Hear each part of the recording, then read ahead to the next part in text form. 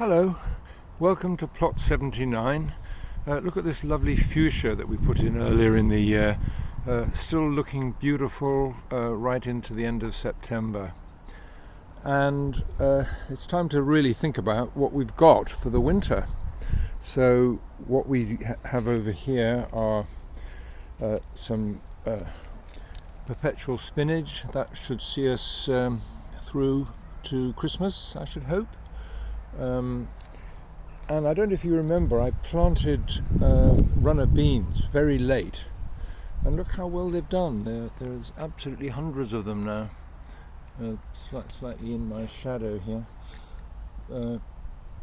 We were away for most of September, and probably if we'd been here and picked them, they would have been even more prolific.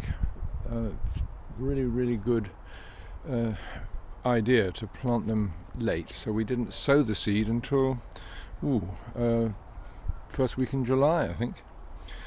And over here there's something quite interesting.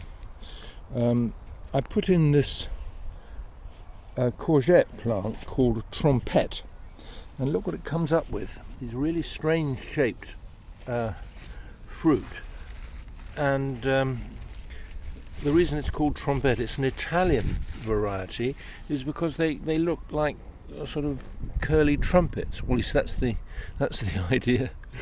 So yeah, they're doing really well. When they first came out, I thought that all the fruits were actually sterile male flowers, and they weren't going to get anything. But it's been quite prolific.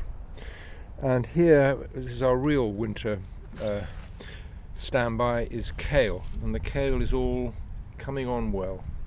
So we'll have lots of kale for the winter. There are a few carrots, but they were a bit of a disaster.